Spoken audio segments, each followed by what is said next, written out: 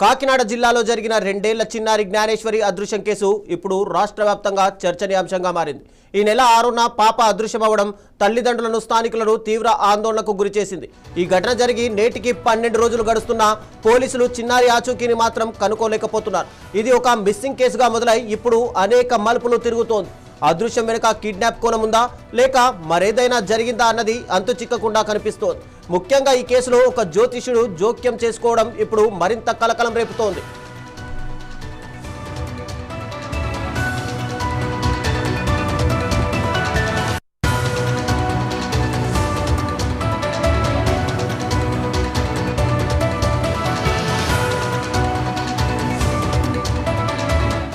చిన్నారి అదృశ్యంపై పోలీసులు తమ దర్యాప్తును ముమ్మరం చేశారు. ఎన్డీఆర్ఎఫ్, ఎస్డీఆర్ఎఫ్ బృందాలు, డాగ్ స్క్వాడ్లు, డ్రోన్లు, థర్మల్ కెమెరాలను ఉపయోగించి గాలింపు చర్యలు చేపట్టారు. అయినా ఇప్పటి వరకు ఎలాంటి ఆచూకీ లభించలేదు. ఇది అధికారులను కూడా తీవ్రంగా కలిచివేస్తోంది. సాధారణంగా ఇలాంటి కేసుల్లో ఏదో ఒక చిన్న ఆధారమైనా దొరుకుతుంది. కానీ ఈ కేసులో అలాంటిదేమీ లేకపోవడం అనుమానాలకు తావిస్తోంది. గ్రామస్తులు, కుటుంబ సభ్యులు తీవ్ర ఆందోళనలో ఉన్నారు. తమ చిన్నారి క్షేమంగా తిరిగి రావాలని ప్రార్థనలు చేస్తున్నారు. ఈ గాలింపు చర్యలో స్థానిక ప్రజలు కూడా పోలీసులకు బాగానే సహకరిస్తున్నారు. ప్రతిరోజు ప్రతి గంట ఈ కేసు గురించి కొత్త విషయాలు వెలుగులోకి వస్తున్నా కీలకమైన క్లూ మాత్రం దొరకడం లేదు.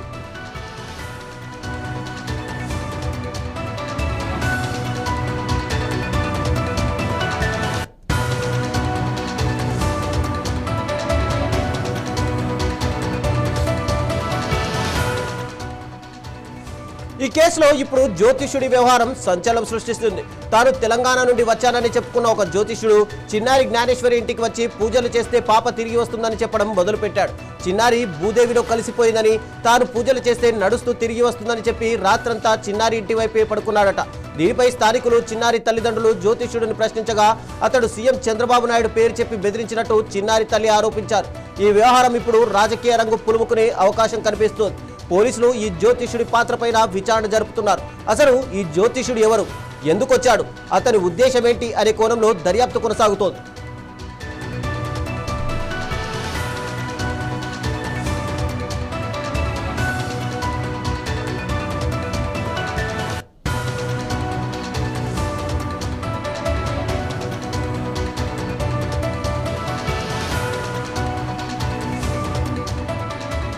ఈ జ్యోతిష్యుడి చర్యలు, బెదిరింపులు చిన్నారి కుటుంబానికి మరింత భయాన్ని కలిగించాయి. చిన్న పిల్లతో ఉన్నామని, చాలా భయపడ్డామని చిన్నారి తల్లి ఆవేదన వ్యక్తం చేశారు. ఒకవైపు తమ చిన్నారి కనిపించడం లేదన్న బాధ, మరోవైపు ఇలాంటి జ్యోతిష్యుడి బెదిరింపులు వారిని మానసికంగా కృంగదీస్తున్నాయి.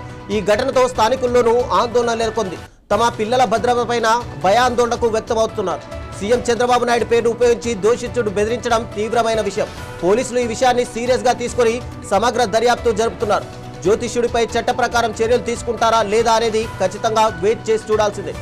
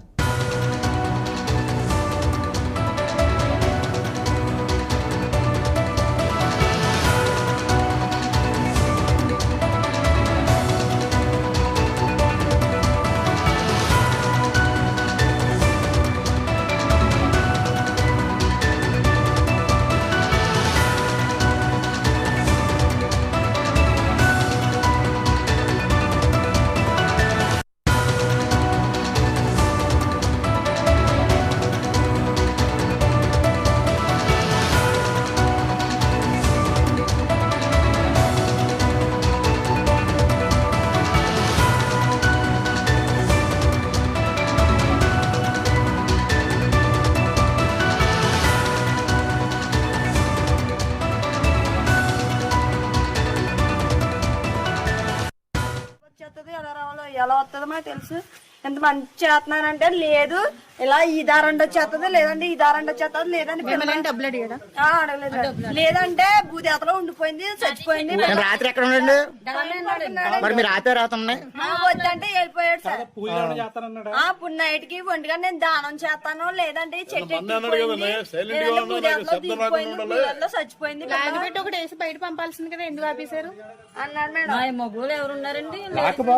నైట్ చాలా వేస్తున్నాడు. అసలు పిల్లలతో ఉన్నాం, ఎవరెవరో ఏం జరుగుతుంది ఇంకా నైట్ మొత్తం కూర్చొని ఉన్నాం. మరి అలాంటినప్పుడు ఇన్ఫర్మేషన్ ఉన్నప్పుడు బయట ఉన్న పోలీసులకు ఒకసారి చెప్పకూడదా మీరు? ఎస్సీ గారికి ఎవరో చెప్తే ఇబ్బంది లేకుండా కూడా మాట్లాడారండి. మాట్లాడితే మీరు చెప్పాలి. అలాంటి ఎవడ బెదిరంతా సీఎం అనే ఎవడ బెదిరంతా సీఎం అర్థమంటే నీకు పిల్లలున్నారా? నీకు ఏమన్నారమ్మా? ఏమన్నారు? ఇదే మాట డబ్బులతో ఫోన్ తీసుకోపో. ఏమన్నారు? ఎప్పుడు ఉండిపోయింది? వెళ్ళిపోయింది పాప భూదేతలో ఉంది. వచ్చేస్తుంది ఎలా రావాలో ఎలా వస్తుందో మాకు తెలుసు. ఎంత మంచి చేస్తున్నానంటే లేదు ఇలా ఈ దారండి వచ్చేస్తుంది, లేదంటే ఈ దారండి వచ్చేస్తుంది, లేదంటే డబ్బులు అడిగాడా? అడగలేదు, లేదంటే భూదేతలో ఉండిపోయింది, చచ్చిపోయింది. రాత్రి ఎక్కడ ఉండండి? మరి మీరు రాతే రాతండి వద్దంటే వెళ్ళిపోయాడు సార్. మొత్తానికి కాకినాడ చిన్నారి అదృశ్యం కేసులో జ్యోతిషుడి హైదరాబాద్తో ఈ కేసు మరింత సంచలనం సృష్టిస్తోంది. చిన్నారి ఆచూకీ కోసం గాలింపు చర్యలు కొనసాగుతున్నాయి. పోలీసులు ఈ జ్యోతిషుడి వ్యవహారంపైన మరింత లోతుగా దర్యాప్తు చేస్తున్నారు. ముఖ్యమంత్రి పేరు ఉపయోగించి బెదిరించిన ఆరోపణలు తీవ్రమైనవి. త్వరలోనే చిన్నారి క్షేమంగా తిరిగి రావాలని, ఈ కేసులో నిజాలు బయటపడాలని మనం కూడా కోరుకుందాం.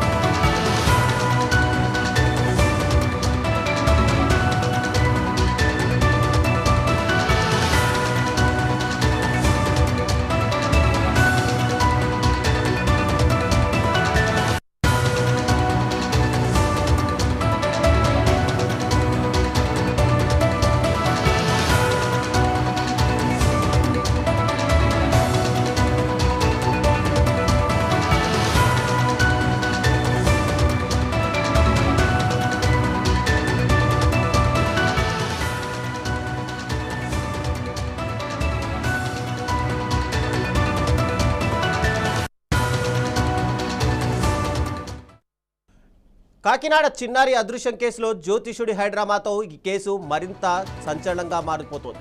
చిన్నారి ఆచూకీ కోసం ఒకవైపు పోలీసులు, ఎన్డీఆర్ఎఫ్, ఎస్డీఆర్ఎఫ్ బృందాలు గాలిస్తున్నప్పటికీ కూడా సడన్గా ఈ జ్యోతిషుడు ఎంటర్ అవ్వడం, తాను పూజలు చేస్తాను, భూదేవిలో కలిసిపోయిన పాపను బయటకు తీసుకొస్తానని చెప్పడంతో ఈ కేసు పైన పోలీసులు మరింత లోతుగా దర్యాప్తు అయితే చేస్తున్నారు. అయితే ఇదే అంశానికి సంబంధించి మరింత సమాచారం మా ప్రతినిధి వర్మ అందిస్తారు. వర్మ, చెప్పండి, సడన్ గా ఈ జ్యోతిషుడు ఎంట్రీ ఏంటి? అసలు ఒకవైపు పోలీసులు, ఎన్డీఆర్ఎఫ్ బృందాలు తీవ్రంగా గాలిస్తున్నప్పటికీ మళ్ళీ జ్యోతిషుడు రావడం, అటు సీఎం పేరే డైరెక్ట్ గా వాడుకోవడంతో పోలీసులు ఏమంటున్నారు దీనిపైన? రవిచంద్ర, ఏదైతే 2 ఏళ్ల చిన్నారి జ్ఞానేశ్వరి జాడ కోసం గాలింపు చర్యలు ఒకవైపు జరుగుతుంటే దర్యాప్తు కూడా మరోవైపు కొనసాగుతుంది. ఈ తునిమండలో సిహెచ్ అగ్రహారం తోటలో నివాసం ఉన్నట్టు ఎవరైతే బాధిత తల్లిదండ్రులు భవానీ గణేష్ దంపతులు పూర్తిగా కూడా విషాద వదనంలోనే ఇప్పటికే ఉన్నారని చెప్పాలి. ఎందుకంటే 13 రోజులు గడిచినప్పటికీ ఇప్పటికీ తమ చిన్నారి ఆచూకీ లభించకపోవడంతో నిద్రాహారాలు మాని పూర్తిగా కూడా వాళ్ళు శోకవదనంతోనే కొనసాగుతున్నారు. ఒకవైపు బంధువులు వెతుకులాటలో కూడా వాళ్ళు కూడా పాలు పంచుకున్న పరిస్థితులు అవుతున్నాయి. అయితే కొండ ప్రాంతంలో అడవి జంతువులు, కొండ చెలువులు ఏమైనా సంచరిస్తున్నాయా అని తెలుసుకునేందుకు దర్యాప్తు ఒకవైపు చేస్తున్నారు. అందులో భాగంగానే ఏదైతే మాంసాహారంతో కూడిన బొమ్మలు కూడా పెట్టి సీసీ కెమెరాలని పరిశీలించడం కూడా జరిగింది. అక్కడ జంతువులు సంచారం కనిపించకపోవడంతో చిన్నారి ఆచూకీపై మరింత ఉత్కంఠ అయితే ప్రస్తుతం పెరిగిందనే చెప్పాలి. ఇది పోలీసులకి సవాల్గా మారిందని కూడా చెప్పాలి. ఎందుకంటే స్థానికంగా ఉన్నటువంటి చెరువుల్ని, బావుల్ని కూడా ఎన్డీఆర్ఎఫ్ బృందాలు ఒకవైపు జల్లెడు పడుతున్నాయి పూర్తి స్థాయిలో. అయితే ఆ పెంపుడు కుక్క శవ పరీక్షకు సంబంధించి ఒకవైపు రిపోర్టులు ఇంకా రావాల్సి ఉంది. అయితే ఈ మధ్యలో తాజాగా కొంతమంది జ్యోతిష్యులు, చిలక జోషిని చెప్పే వాళ్ళు కూడా ఈ అమ్మాయిపై సజీవంగా ఉందని, అమ్మాయి ఇక్కడే అదృశ్యమైందని తాజాగా తెలంగాణ ప్రాంతం నుంచి కావచ్చు, లోకల్ గా ఉన్న వాళ్ళు కూడా చాలా సోషల్ మీడియాలో వాళ్ళు నచ్చినట్టుగా వాళ్ళు ప్రచారం చేస్తూ ఉన్నారు.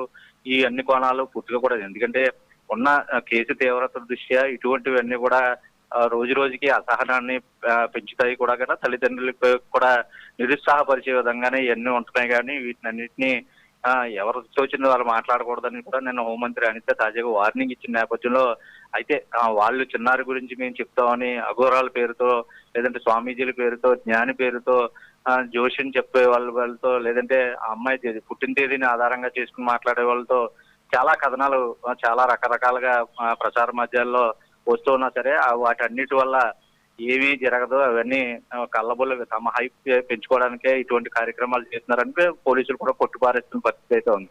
ఎవరు ఎన్ని చేసినా ప్రస్తుతం చిన్నారి ఆచూకీ అయితే లభించడం లేదు. ఇన్ని రోజులైనా ఫోరెన్సిక్ ల్యాబ్ కి సంబంధించి పెంపుడు శునకం రిపోర్ట్స్ వస్తే ఈ కేసుకి సంబంధించి ఒక క్లూ ఏదన్నా దొరికే అవకాశం ఉన్నట్లుగా కనపడుతుంది రవిచంద్ర. వర్మ, అంటే జ్యోతిష్యుడిని ఇప్పటికే అదుపులోకి తీసుకున్నారా? అతను ఏం చెప్తున్నాడు అసలు? పూర్తిగా అతన్ని ఇటువంటి కార్యక్రమాలు చేపట్టి ఏదంటే అక్కడ విధులకు ఆటంకం కలిగించవచ్చు, లేదంటే దృష్టిని మళ్లించడానికి ప్రజలందరూ ఇప్పటికే నానా రకాలుగా ఎవరికి తోచింది వాళ్ళు ఊహించుకునేటట్లుగానే కేసు పరిస్థితి తయారైంది. అంటే వీటిల్లో ఉంటుందని కొంతమంది కొండ చెలువులు చంపేసాయని, అటో జంతువులు చంపాయని, అలా ఆ ప్రాంతాల్లో సంచరించినట్టు లేనటువంటి జంతువులను కూడా అక్కడ వచ్చాయి అని ఏదైతే కొత్త కోణాలు వీళ్ళు చెప్పడం, అవన్నీ కూడా ప్రజలు విని ఇదంతా కూడా ఒక గందరగోళ వాతావరణాన్ని సృష్టించినే తప్ప ఏమీ చేయట్లేదు. కాబట్టి ఏదైతే జ్ఞాని అని వచ్చిన అతన్ని అదుపులో తీసుకుని విచారించారు. ఇప్పుడు తాజాగా వచ్చినటువంటి జ్యోతిష్యుని కూడా పూర్తిగా అదుపులో ఆ ప్రాంతం నుంచి తీసుకెళ్లి పోలీస్ స్టేషన్ లో విచారణ చేస్తూ ఉన్న పరిస్థితి. ఎందుకంటే నీకు తెలిసిన జ్ఞానం ఏమిటి, నువ్వు ఏ విధంగా చేస్తావు, ఇంతమంది చేయలేదని అతను కూడా ఎడ్యుకేట్ చేస్తున్నటువంటి పరిస్థితులు అయితే ఉన్నాయి. అయితే తనకున్నటువంటి తాంత్రిక విద్యల ద్వారానే వాటి ద్వారానే తనకున్న గ్రహాచారం ప్రకారం అన్ని నేను చెప్పగలను, ఎంతో మంది జాతకాలు మార్చానని వాదనలు జరిగిన తర్వాత ప్రస్తుతం నిశ్శబ్దంగా పోలీస్ స్టేషన్ లో అయితే కూర్చుని ఉన్న పరిస్థితి అయితే ఉంది. అయితే ఇటువంటివి ఏదో సాధారణంగా రోజువారీ పనుల్లో చిన్నపాటి విషయాల్లో అంచనాల మాదిరిగా కొన్ని విషయాల్లో సరైనది కావచ్చు, కానీ ఇటువంటి విషయంలో 13 రోజులు కలిసి ఇంతమంది బలగం 500 మంది బలగాలు పూర్తిగా కూడా మోహరించి పరిశీలన చేస్తున్నా, ఒకవైపు కిడ్నాప్ కోణంలో పరిశీలన చేస్తున్నా, ఏ రకంగానూ ఒక్కొక్కరు కూడా లభించలేని నేపథ్యంలో ఇటువంటి వాటికి ఎవరైనా చేయాలనుకుంటే కనుక పూర్తిగా మమ్మల్ని ఇబ్బంది పెట్టద్దు, మీరు ఈ ప్రాంతాలకు వచ్చారని కూడా పోలీసులు ఒకవైపు చెప్తా ఉన్నారు. అయితే ఇది సంచలంగా మారినటువంటి చిన్నారి జ్ఞానేశ్వర్ ఆచూకీకి సంబంధించి ఏదైనా ఒక 2 రోజుల్లో మాత్రం క్లారిటీ వచ్చే అవకాశాలు ఉన్నట్టుగానే ఇప్పుడు పోలీసులు ప్రాథమికంగా సమాచారం వాళ్ళు చేసే దర్యాప్తు కోణాన్ని బట్టి కూడా, ఎందుకంటే ఆ ప్రాంతంలో నివసించి ఇప్పుడు అక్కడ లేకుండా వెళ్ళిపోయినాడు చిన్నారి మిస్ అయిన సమయానికి అక్కడ ఉండి లేని వాళ్ళని పూర్తిగా కూడా ఆ కోణంలో దర్యాప్తు ఎక్కువగా చేస్తున్నారు. అనుమానితులందరినీ అదుపులోకి తీసుకుని పూర్తిగా విచారణ చేస్తున్న పరిస్థితులు అయితే ఉంది. అయితే ఇప్పటి వరకు 80 మంది అనుమానితుల్ని విచారణ చేశారు. అయితే ఒక 10 మందిని మాత్రం ఇంకా విచారణ చేస్తూనే ఉన్నారు. గడిచిన 4 రోజుల నుంచి వాళ్ళ నుంచి ఏమైనా సమాచారం రాబట్టేందుకు, లేదంటే ప్రాథమికంగా పోలీసులకి ఏమైనా క్లూ దొరికిందా, ఈ విషయాలు బహిర్గతం అయితే చేయట్లేదు. కానీ ఒక 2 రోజులపై మాత్రం ఖచ్చితంగా ఒక క్లారిటీ వచ్చే దిశగానే, ఎందుకంటే ఇప్పటికే 13 రోజులైంది. 13 రోజుల పాటు 500 పైబడి ఈ బలగాలన్నీ కూడా తిరుగుతున్న పరిస్థితుల్లో ఎక్కడా ఎటువంటి క్లూ లభించలేని దాంట్లో ప్రస్తుతం కిడ్నాప్ కోణంలో దర్యాప్తు చేస్తున్నారు. ఆ కోణంలో ఏదో కొద్దిగా పురోగతి కనిపించినట్లుగా అయితే మనకు తెలుస్తున్నటువంటి సమాచారం. దాన్ని ఈ పెంపుడు స్వర్ణకానికి సంబంధించి ఫోరెన్సిక్ ల్యాబ్ ఏమైనా రిపోర్ట్స్ వస్తే దీన్ని మ్యాచ్ చేసుకుని యాక్యురేట్ గా ఏదైనా సమాచారం వచ్చే అవకాశాలు కనపడుతున్నాయి. రవిచంద్ర. Thank you Varma.